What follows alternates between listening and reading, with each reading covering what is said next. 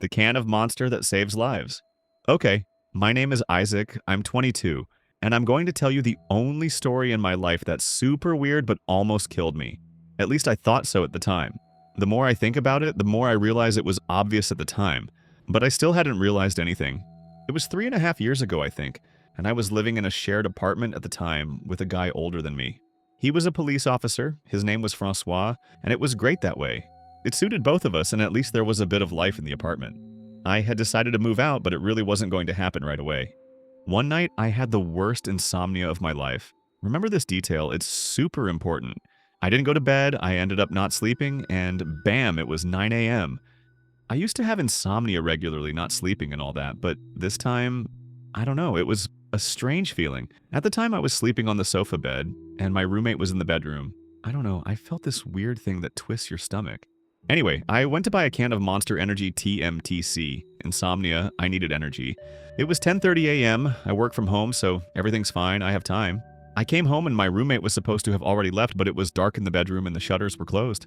I told myself he must be sick, and that he must have told his boss that he couldn't go to work. I walked into his room. It was pitch black. I didn't dare turn on the light, and I quietly asked him if he was okay so as not to disturb him. I felt something strange, but I didn't know what it was. He didn't answer me and just made a sort of mini grunt to say, "Let me sleep." He had his head in the duvet because he must have been cold and only his forehead and hair were sticking out.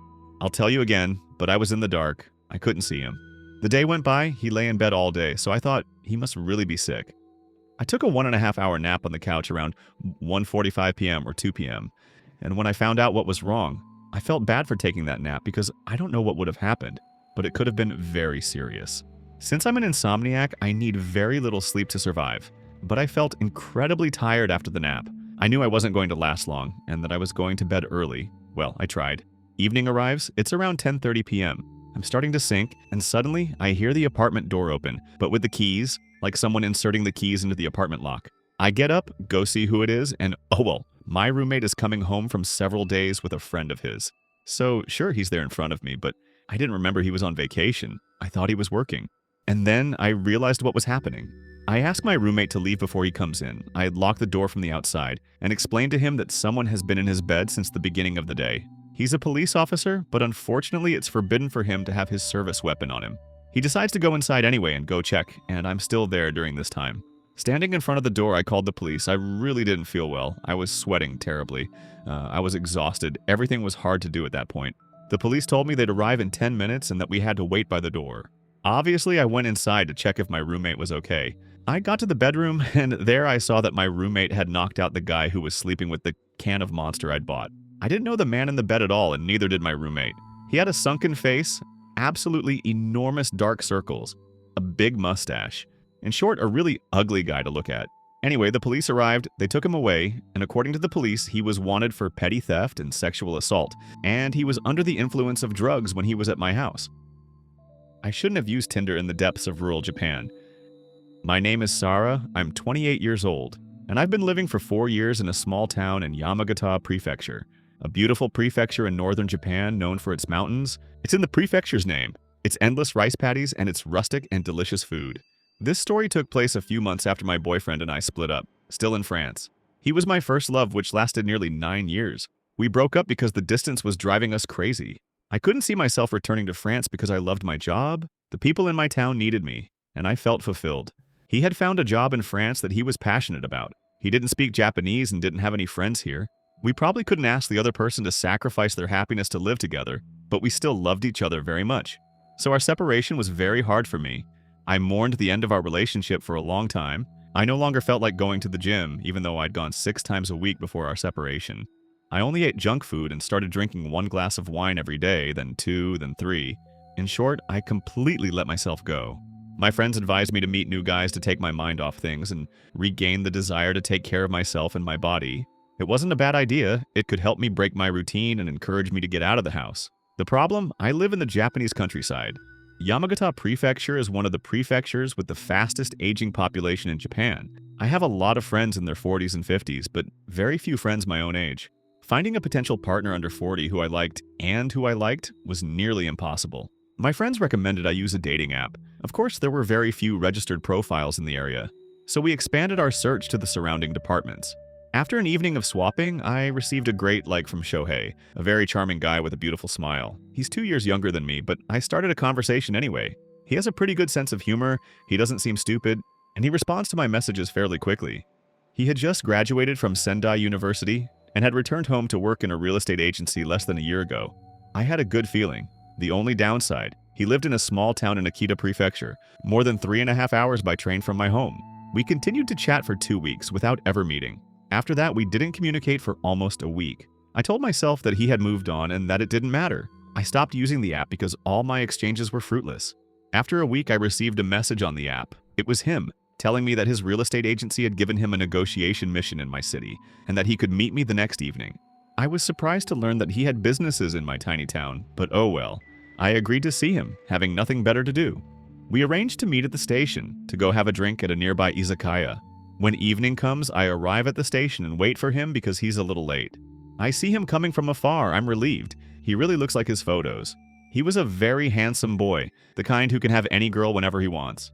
I say hello to him from a distance, and the closer he gets, the more I realize he's all trembling. I don't dare to tell him, but I tell myself he's probably shy. He tells me I'm pretty and that he's happy to meet me, with his big smile like in the photos, but I don't know why. I feel his smile fake. There's something that makes me uncomfortable and I have an unpleasant feeling in my stomach. We go into the izakaya right next to the station. It's an izakaya with compartments. They're not real closed rooms, but partitions separate the tables so you can't see what's going on at the next table, even though you can hear absolutely everything that's being said. We start with a beer to kick off the evening, as is customary in Japan. We chat a bit, which relaxes him and stops him from being shaky. I ask him if his colleague enjoyed the city, and he replies, "No, but I came alone." I find it strange that a first-year employee would be sent so far away to do business without a more experienced colleague at his side. It would never have happened like that at my job, but I tell myself that the rules change from company to company. I ask him if the train ride wasn't too boring, and he replies, "No, but I came by car." This is starting to feel really strange. For long journeys from prefecture to prefecture, we normally travel by train. But hey, that must also be a special rule at his real estate agency. I asked him which real estate agency he dealt with, because I had recently moved and perhaps knew his partners. He was surprised by my question and stammered for a long time before answering. He replied that he had negotiated with a large real estate chain in my city. It wasn't mine, but I had already heard of them. I was reassured to know that he hadn't lied to me about the reasons for his visit, and I ordered a second beer. After a while, I needed to go to the bathroom, so I left. My false eyelashes were crooked, so I took a few minutes to fix them. I was gone for a total of 4 or 5 minutes. I come back, we start talking again, and I take a sip of my beer. The taste was exactly the same. That's not what bothered me. From the moment I grabbed my mug, I felt his gaze even more insistent. His gaze wasn't the same as before I went to the bathroom. I have again that unpleasant feeling in my stomach that when he smiled at me in front of the station and I stopped drinking. I pretend that the beer is disgusting and that I don't like Sapporo, it's a lie, and that I feel like throwing up so I prefer to move on to other drinks. He asks me, "Aren't you going to finish your beer?" As if he seemed disappointed. I tell him no. He says to me, "That's a shame. You're wasting half a mug?" I apologize by saying that the beer is really horrible and that I feel like throwing up. He replies, "But you were able to drink it just before." I evade, playing the polite foreigner card, and tell him I was forcing myself because I know that in Japan we always drink a beer to start the evening and that I wanted to follow the tradition. He tells me again that it's a waste, as if to make me feel guilty. This time it's very suspicious. Why did he want me to drink my beer so badly? I told him that if he didn't want to make a mess, he could drink it instead. Imagine my surprise when he refused, claiming that he was already too drunk and that tomorrow he had to drive early in the morning to return to Akita. Drunk after a beer and a half? When he was planning to drink even more before I went to the bathroom? I was almost certain that he had done something shady to my glass while I was in the bathroom. I was starting to understand that he had bad intentions, and I tried to find a way to end the meeting without rushing him. We dropped the story about the beer, which remained untouched until the end of dinner. We continued to chat for an hour and a half, too long for my taste. At one point, he left to go to the bathroom with his bag. I couldn't check what he had in his bag, but I could check my beer. At the bottom of the glass, I saw a white deposit, but unlike the yeast deposits found in some unfiltered beers, it was powdery, very fine, like an effervescent deposit from paracetamol. I didn't have time to take out my phone to look it up online before he was back. We agreed to go home. He told me he was going to sleep in his car, looking sad. I said, "Why don't you go to the hotel just across the street? Does your company reimburse you for the night anyway?" He told me no because his agency had planned for him to return during the day, but that if I agreed to spend the night with him, he would book a hotel room. a third unpleasant feeling in my stomach. I laughed to end the conversation and wished him good night before hopping into the first taxi that came along and heading home. As soon as I got home, I vomited in disgust at what had happened. The next morning, I told my colleague what had happened. She had a friend who worked at the agency Shohei had negotiated with. Very concerned by my story, she called her friend to ask him the name of Shohei's agency. His friend replied that he had been there all day yesterday, and that there had been no negotiations that day, and that no one named Shohei had shown up. His friend added that normally, first-year students don't go out on their own to negotiate with other agencies. Shohei had lied to me. He hadn't come to my city to negotiate. He probably didn't work at a real estate agency in Akita. He came specifically to see me, and he didn't have good intentions toward me. After confirming with the izakaya in question, the Sapporo beer they serve is filtered, and they've never seen any white residue at the bottom of their glasses of beer. I kicked myself for letting my guard down, thinking that a charming guy who didn't seem to have any problems with girls couldn't be dangerous. After that, I blocked and deleted Shohei from my messages and vowed never to meet anyone on a dating app again. This guy when I was in high school. I'm a woman, I'm turning 19 this year, and I was 15, almost 16, at the time of this incident. When I was 15, I had just started my junior year of high school. Around the same time, I created my first Twitter account, which I deleted after this incident. A few details. I hadn't given my @ to anyone, not even my family, and even less so my friends, for the simple reason that I didn't really have any. My profile picture was an avatar, like here, so no photos of myself, and I set my location to Paris because I live in the suburbs and it's faster. I didn't have many followers, about 30, and I didn't follow a lot of people, so it wasn't very interesting, and I didn't go there often. One evening in October, I received a rather strange private message. It was from an account with maybe 200 followers, and the message said, "Hi, my name is Paul. I just turned 17, and I wanted to know if you lived in Colin because I'm moving, and I'm going to high school there, and I'm looking for friends to make." Being the city where I went to high school, I immediately knew something was wrong because hi wasn't displayed anywhere on my profile, but after thinking about it, I remembered tweeting something about the buses not running, and I figured that's just how he found me. The age didn't bother me because I'm 2 years ahead of the rest of my classmates. Since I was bored and he'd been polite, I told him that yes, I did live in and that I went to high school there. The conversation flowed naturally and we talked a lot that evening, mainly about high school, the cafeteria food, the teachers you shouldn't have, and that sort of thing. But later in the evening, he started interjecting more personal questions about me, like, do you live far from school? In a house or an apartment? Do you still have both of your parents? Do you get along well with your family? There are 5 of you? You mustn't be alone at home often, are you? I didn't answer because I still found it strange, and unfortunately he didn't press the issue. Unfortunately, because if he had, I probably would have blocked him, and that would have saved me from the rest. The next day, the same thing happened. We talked a lot, and he kept asking more and more personal questions, to get to know each other. So I asked him some too, and he always answered with what seemed like the utmost honesty. I always dodged his questions about where I lived because he really didn't need to know. It went on like this for 2 or 3 weeks. I, like an idiot, had started to develop feelings. At the same time, the guy was handsome and super nice to me, which was enough because I've always been a loner, given that I was bullied for most of my schooling. In fact, even today, just being a little nice to me is enough for me to consider you my best friend, or even more. The main problem with this is that with feelings comes a blind trust that I unfortunately place in just about anyone, even unconsciously. So our discussions lasted for several weeks, and then, just before the start of the All Saints' Day break, he announced that he was moving into my high school, that his mother had finalized their move, that he wanted to surprise me, and that he wanted a place to meet the next day. Delighted, I give him a time and place, but when I tell him we'll be surrounded by people, he says he doesn't want to, that he'd prefer a secluded spot because he's afraid he won't recognize me and he doesn't want to waste his recess looking for me. I sympathize, and so I point him to the restrooms on the 3rd floor, where we're normally not allowed outside of class hours, so we'll be safe. As for me, I'm still in the school, nothing can happen to me. The next day, I get ready, I make myself pretty for our first meeting, I count the minutes, and finally recess arrives, and I run to the bathroom. I redo my makeup, and I wait for him. And it's him who arrives. He's not a catfish. He looks like his profile picture, but I notice that he still looks older than I thought.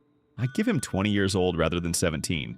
We chat, we get along really well, I'm in heaven, and he offers to take me to lunch at the fast food restaurant, which I refuse because I don't have any money on me and I never charge anything. It's a principle at my house. He seems disappointed but quickly recovers and offers to wait for me at the end of class to drive me home. I explain to him that I have to take the bus, but that he can walk me to the stop, and he once again looks disappointed, but he agrees. That's exactly what happens, and it quickly becomes a kind of routine. We meet in the third floor restrooms at 10 a.m. recess, and in the evening he walks with me to the bus stop. Surprisingly, I never run into him in the hallways or in the cafeteria, but I tell myself that's normal because the building is super big, not to mention super tall, and there are over 1,500 students, so if our schedules don't coincide, we'll never see each other. This little routine will last until December, so for a month, almost a month and a half. On December 14th, a Thursday, I complained about my father going on a work trip. My brother was still at his friend's house, my sister was on a school trip, and this time my mother had to stay late at work. I was reckless, but after several weeks of talking, I thought I could trust him, especially with my romantic relationships and my problems with trusting too quickly. That evening, he walked me to the bus stop. I got on, waved to him, put in my headphones, and sat down. I had 2 stops before home. It was 5:45 p.m., so it was already dark. And as I got off the bus, I immediately had a strange feeling. I had an unpleasant sensation in my stomach, and I felt like I was being watched. I have a reflex, which is to turn off the music, but keep my headphones on to pretend I don't hear anything going on around me, and it's probably the one that saved my life. I live in a residential area, cut off from the main road by a block of flats, so it's always very quiet, even when there's someone passing by. I leave the avenue to go into my neighborhood, and my feeling of being spied on intensifies. When I hear footsteps behind me, I know I was right, that someone is following me, but luckily I hear that he's not speeding up, that he's timed his steps with mine, so he's not trying to catch up with me. He's maintaining a distance between us, for now, and I have no idea how long this will last. I slip my hand into my pocket to grab my keys. I take them out, making as little noise as possible, and suddenly, I hit the sprint of my life to my house, hoping that the element of surprise will have been enough to give me enough time to open my door, and especially to close it. And the bluff works. I don't know how I did it, but I did it. I deactivate the alarm at home, which unfortunately confirms that I am alone. I lean against the door and I breathe.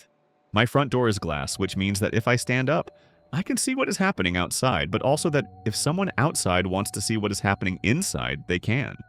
I have a moment of hesitation, and when I straighten up, I look out the window and I see Paul, on the road, a few meters from me, staring at me, a super unhealthy look on his face.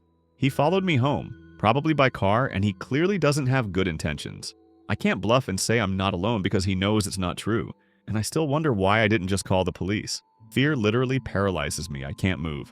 We stared into each other's eyes for a good minute until I regained control of my body, and after making sure I had locked the door, I ran into the kitchen to grab a knife. By the time I got back to the front door, he was there too, and he was banging on it. First, punches to break the window, but when he saw me coming with my knife, he started kicking hard to break the lock. That moment where I was pushing against the door, praying it would hold, while he was banging harder and harder, was the longest of my life. It must have lasted 5 minutes, but it felt like hours. When he finally realized the door wasn't going to let go, he stopped and started going around the house, knocking on every shutter he found, trying to open them to get to the windows, but once again, none of them gave way. He came back to the door looking pretty angry, and I thought it was time for round 2, but then my neighbor's car parked on the sidewalk, and Paul ran off, probably because he thought it was my mother coming home. I waited in the dark for 2 hours for my mother to come home, my knife in one hand and my phone in the other. I quickly went to check that everything was locked, which thankfully it was, and sat with my back to the door, silent until I recognized the sound of my mother's car parking. I went up to my room before she came in and didn't say anything to her because, for me, the whole thing was behind me. But I was wrong. What followed was nothing like what I experienced that night, but it's important that I talk about it. On Twitter, Paul harassed me with insulting messages and threats until I blocked him and deleted the conversation. His account was then deleted, and very quickly, newly created accounts started following me. They all had an @ made up of a string of numbers and the first letter of his first name, and as soon as I blocked one, another would follow me and send me similar messages. I must have blocked about 50 accounts in total, and that's when I made a mistake. I ended up permanently deleting my Twitter account because I couldn't take it anymore, and I didn't think to reactivate it in time. Later in high school, I asked around to people who were supposed to be in Paul's class, but none of them had heard of him. This guy wasn't in my school at all, which is why I never ran into him outside of our daily meetings, and my first impression was probably correct. He probably wasn't 17, but at least in his 20s. I never heard from Paul again after that day. I didn't file a complaint, firstly because I was a minor and I didn't want to talk to my parents about it, since I'm very ashamed of having been taken in like that, but also because I have no proof. As I said, I deleted my Twitter account, him too, I deleted our exchanges. I had no photo of him or of what we were able to say to each other. I'm 99% sure that the name he gave me was a fake. Besides, I didn't even have his last name. I only have a vague description in my testimony. That's not enough to file a complaint, as frustrating as it can be. I've often wondered what he wants from me, and the answer that seems most credible to me is human trafficking, because all of his behavior resembles a pattern that leads to kidnapping. Targeting a girl online who doesn't have much of a presence, making friends with her, breaking into her high school to get close to her, waiting until she's vulnerable to follow her and hurt her. It's clearly not just about sex. I'm not writing this post to be told to go to the police, I wouldn't change my mind about that, but to warn people that this doesn't only happen in the US, nor in bad suburbs, nor only to other people. Be careful when you're approached online. No need to get paranoid. I've met some very nice people on Twitter since then, and not everyone wants to hurt you, but stay careful. A little more vigilance would surely have saved me all this. I've been very lucky because I've been blind to a lot of red flags, and yet I'm fine. I don't have PTSD, I wasn't injured or kidnapped, but that's not the case for everyone. Please be careful, and if you're a parent, talk to your kids. It's probably going to upset them, but it's important to be aware of your kids' relationships, especially online relationships. And if I had a little more trust in my parents, I might have talked to them about it before or after it happened. If you enjoyed this story, or it kept you up a little longer than you'd like, don't forget to like the video, subscribe for more true horror from the depths of Reddit, and hit that bell so you never miss a nightmare.